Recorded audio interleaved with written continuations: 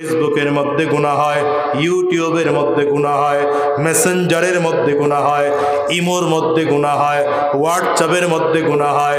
হিসাব করে দেখো রে যুবক, এই মিয়া ইউটিউবের মধ্যে গুনাহ হয়, গুগলের মধ্যে সার্চ দিয়ে তোমার গুনাহ হয়। বারবার করে হিসাব করে দেখো, বাবা মায়ের সাথে অন্যায় করো আরেক গুনাহ, উস্তাদের সাথে অন্যায় করো আরেক গুনাহ, আলেমদেরকে গালি দাও আরেক গুনাহ, দেশের সম্পদ নষ্ট করো আরেক গুনাহ, নামাজ পড়ো না আরেক গুনাহ, রোজা রাখো না আরেক গুনাহ, দাড়ি রাখো না আরেক গুনাহ। 24টা ঘন্টা গুনাহের মধ্যে ডুবে আসো। নবীজির জীবনে কোনো গুনাহ ছিল না, তোমার আমার জীবনে এত গুনাহ। বলো এই গুনার মাফ কবে চাবো আর জান্নাত কবে পাবো? অথচ তাকায় দেখো আদম আলাইহিস সালাতু ওয়াস সালাম, তোমার আমার আদি পিতা আদম আলাইহিস সালাম জীবনে গুনাহ করেন নাই, ছোট্ট একটা ভুল করেছিলেন, যেটা গুনাহ না, অন্যায় না। আল্লাহ তাআলা বলেছিলেন লা তাকরাবা হাদিহিস শাজারা, সাবধান এই নিষিদ্ধ গাছের ফল খাবে তো দূরের কথা, নিষিদ্ধ গাছের দ্বারে কাছেও যাইও না। শয়তানের প্ররোচনায় পড়ে আপনার আমার আদি পিতা আদম আলাইহিস সালাতু ওয়াস সালাম ফলটা খেয়ে ফেলেছিলেন। এই ছোট্ট ফলটা খাওয়ার কারণে দুইজনকে জান্নাত থেকে বের করে দিলেন। হাওয়া আলাইহিস সালাতু ওয়াস সালাম আমাদের আম্মা জান, আল্লাহ তাআলাকে তাকে সৌদি আরবের জিদ্দায় পাঠিয়েছিলেন। আমাদের আদি পিতা আদম আলাইহিস সালাতু ওয়াস সালামকে আল্লাহ তাআলা সিরিয়ায় ফেলেছিলেন। দুইজন হাঁটতে হাঁটতে হাঁটতে হাঁটতে এখন যেখানে আরাফার ময়দান, এখানে গিয়ে নতুন করে আবার পরিচয় হয়েছিল। এই পরিচয়ের জায়গাটাকে আরাফাতের ময়দান বলে। এই জায়গায় গিয়ে পরিচয় ঠিকই হয়েছে, কিন্তু এত কান্না, এত কান্না। আদম আলাইহিস সালাতু ওয়াস সালাম এই ছোট ভুলটুকু করেছেন, যেটা আপনার আমার চোখেও ভুল নয়, রবের চোখে এটা ভুল। এই ছোট অন্যায়, ছোট ভুলটুকু করার কারণে আদম আলাইহিস সালাতু ওয়াস সালাম 100 বছর তওবা করেছেন, 100 বছর চোখের পানিগুলো ফেলে কান্না করেছেন। 300 বছর পর্যন্ত লজ্জায় আসমানের দিকে মাথা তুলে তাকান নাই। ও দয়ার মালিক, গুনাহ নিয়ে কেমন করে আমি তোমার দরবারে তোমার দিকে তাকাবো? উপরের দিকে তাকাইলে তো উপরে তোমার আরশে আজিম, আমি তো গুনাহগার, আমি কেমন করে তোমার আরশে আজিমের দিকে তাকাইব? 40 দিন পর্যন্ত আদম আলাইহিস সালাতু ওয়াস সালাম খানা পর্যন্ত খান নাই। তো হিসাব করে দেখে এই তুলনায় আপনার আমার কি পরিমাণ মাফ চাওয়ার দরকার ছিল। আল্লাহর নবী আদম আলাইহিস সালাতু ওয়াস সালাম গুনাহ করেন নাই, অন্যায় করেন নাই, ছোট্ট ভুল করেছিলেন, যেটা আমাদের চোখেও ভুল না, রবের চোখে ভুল ছিল। এই ছোট্ট ভুলটুকু করার কারণে যদি এই পরিমাণ মাফ চাওয়া হয়, তাইলে আপনার আমার গুনাহের তুলনায় কি পরিমাণ মাফ চাওয়ার দরকার ছিল। অথচ মাফ চাইও না, ইস্তিগফার পড়িও না। শয়তান ধোঁকা দিয়ে এমন করে ভুলিয়ে রেখেছে, বান্দাকে দুনিয়ার মধ্যে ঢুকায় রাখছে, দুনিয়ার লোভের মধ্যে ঢুকিয়ে রাখছে, বান্দাকে দুনিয়ার লোভ লালসার মধ্যে ডুবায় রাখছে। বান্দা গাড়ি বাড়ি নিয়ে চিন্তা করতেছে, বান্দা দুনিয়ার টাকা পয়সা নিয়ে চিন্তা করতেছে, বান্দা দুনিয়ার ক্ষমতা নিয়ে চিন্তা করতেছে। ওদিকে আপনার আমার যে কবর, ওই কবরের মধ্যে জাহান্নামের আযাব, আপনার আমার কবরের মধ্যে জাহান্নামের আগুন ধাউ ধাউ করে জ্বলতেছে, না খবর নাই আপনার আমার, সেটা খবর নাই।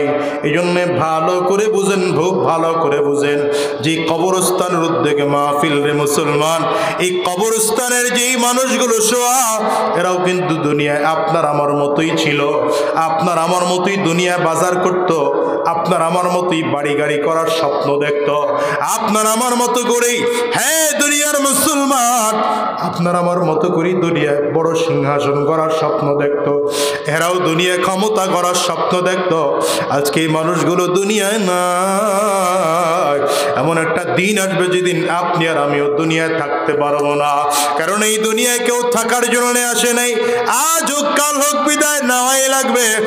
আদম আলাইহিস সালাম আদম থেকে আরম্ভ করে শেষ নবী পর্যন্ত যত নবীরা ছিলেন এরাও দুনিয়ায় নাই। নবীর সাহাবী আবু বকর দুনিয়ায় নাই, হযরত ওমরও দুনিয়ায় নাই, হযরত ওসমানও দুনিয়ায় নাই, হযরত আলীও দুনিয়ায় নাই। আবার খারাপ মানুষ ফেরাউন, নমরুদ, কারুন, সাদ্দাত, হামান, আবু জাহাল, আবু লাহাব, উতবা, সাইবা, এই খারাপ মানুষগুলো দুনিয়ায় নাই। ভালো মানুষগুলো দুনিয়ায় থাকবে না, খারাপ মানুষগুলোও দুনিয়ায় থাকবে না। একদিন সব জমিন থেকে বিদায়। ভালো করে হিসাব করার বিষয় হলো কার কবরের জন্য কি অবস্থা। দুনিয়ায় থাইকা থাইকা কবরের খবর নেওয়ার মতো সাধ্য কারো নাই। একমাত্র যার খবর তার খবরই আছে। আর এই মানুষটা এত অসহায়, কবরওয়ালা দুনিয়ায় কাউকে ডাইকা বলতেও পারে না যে আমি কবরে বড় অসহায় অবস্থায় আছি, আমি কবরে বড় খারাপ অবস্থায় আছি। ওরে দুনিয়ার মানুষ, যেই বাড়ির জন্য, যেই গাড়ির জন্য সারাটা জীবন মেহনত করলা, এটা তোমার আপন না, তোমার আপন না। তুমি মারা যাওয়ার পরে সন্তানরা বাড়ি নিয়ে ভাগাভাগি শুরু করবে, কে কয়টা ফ্ল্যাট নিবে ভাড়া ভাগাভাগি শুরু করবে।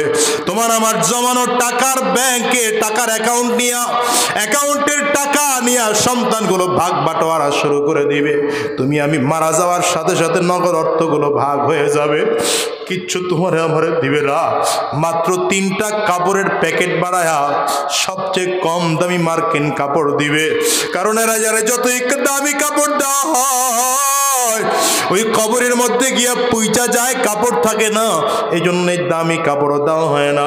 সবচেয়ে কম দামের একটা মার্কিন কাপড়ের মধ্যে পেঁচায়া কোনো কায়দার মাথায় একটা বান লাগায়া, কোমরের মধ্যে বান লাগাইয়া, আরে হাতের মধ্যে বান লাগায়া কবরের দেশে নিয়ে আনা হয়। দেখো তোমার কোথায় দামি বাড়ি, এসি রুম তোমার আমার ছিল, শীতের দিনে হিটার ছিল, কত দামি বিছানা ছিল, খাটের কত লক্ষ লক্ষ টাকার দামি খাট ছিল, কত সোফা ছিল, আরামের বিছানা ছিল, ঘুমাইতে বড় পারি না, দামি কত চাদর। কিন্তু আজকে কবরে মাটির বিছানা, ডানেও মাটির ওয়াল, বামেও মাটির ওয়াল, সামনেও মাটির ওয়াল। মুসলমান, পিছনেও মাটির ওয়াল, উপরেও মাটির ছাদ, নিচেও মাটির বিছানা, ছোট্ট একটা জায়গা। আজকে 2000-3000 স্কয়ার ফিটের ফ্ল্যাট হলেও বসবাস করে আরাম লাগে না। কিন্তু তোমার আমার কবরটা বড় ছোট্ট হয়ে যাবে। ওই ছোট্ট জায়গা কবর বার বার বার বার করে কিন্তু তোমাকে আমাকে ধরে ডাক দেয়, আমি কবর কিন্তু খুব ভালো জায়গা নয়, আমি কবর কিন্তু বড় ভয়ঙ্কর কবর, বড় ভয়ঙ্কর কবর। আনা বাইতুজ জুলমা, আনা বাইতুল ওয়াহদা, আনা বাইতুত তুরাব। কবর বলে আমি বড় একাকির ঘর, আমি বড় অন্ধকার ঘর। আমার কাছে কেউ সাথী নিয়ে আসতে পারে না, কেউ বাতিও নিয়ে আসতে পারে না, কেউ সম্পদও নিয়ে আসতে পারে না। ও মিয়া, এই কবরটার কথা স্মরণ করে আমলটাকে শুদ্ধ করো, নিজের আমলটাকে শুদ্ধ করো, ভালো করে বুঝো, রবের কাছে বেশি বেশি ইস্তেগফার পড়ো। আয় আল্লাহ, অন্যায় করিয়া ফেলাইছি, গুনাহ করে ফেলেছি, পাপ করে ফেলেছি, তুমি যদি মাফ না করো এই গুনাহ বুঝি আমার মাফ হবে না। তুমি যদি অন্যায়গুলো ক্ষমা না করো এই অন্যায় বুঝি মাফ হবে না। নবী আলাইহিস সালাতু ওয়াস সালাম চোখের পানি ফেলা ফেলা কান্না করতেন। আমার নবীর জীবনে কোনো গুনাহই ছিল না, এরপরেও কান্না করতেন। আবু বকর সিদ্দিক রাদিয়াল্লাহু আনহু চোখের পানি ফেলে কান্না করতেন। নামাজের মধ্যে দাঁড়াইয়া আবু বকর সিদ্দিক রাদিয়াল্লাহু আনহু কোরআনুল কারীমের তিলাওয়াত করতেন আর চোখের পানি ফেলে ফেলে ফেলে ফেলে কান্না করতেন। হযরত ওমর তো এত বেশি কান্না করতেন, কাঁদতে কাঁদতে গালের মধ্যে দাগ হয়ে গেছে, দাগ হয়ে গেছে। মানুষগুলো এসে বলে, আমিরুল মুমিনিন ঔষধ লাগান, গালের কালো দাগ ভালো হয়ে যাবে। আমিরুল মুমিনিন ওমর কয়, ভাই ঔষধ লাগাইলে যে আমার গালের কালো দাগটা ভালো হয়ে যাবে আমিও জানি, কিন্তু আমার বড় মনে ভয়, রবের সামনে আমি কি নিয়ে দাঁড়াইব? আমার মালিক যদি কিয়ামতের ময়দানে ডেকে কয়, এরে আমি রবের সামনে কে নিয়ে আসছো? আমি সেদিন রবের সামনে দাঁড়ায় বলবো, মালিক আর কি কিছু নিয়ে তোমার দরবারে আসতে পারি নাই, একমাত্র তোমার ভয়েতে, তোমার জাহান্নামের ভয়েতে। কাঁদতে কাঁদতে কাঁদতে কাঁদতে গালের মধ্যে কালো দাগ পড়াইয়া নিয়ে আসছি। ও দয়ার মালিক, আমাকে এর ওসিলায় মাফ করে দাও। হযরত আলী রাদিয়াল্লাহু আনহুর ব্যাপারে আসছে।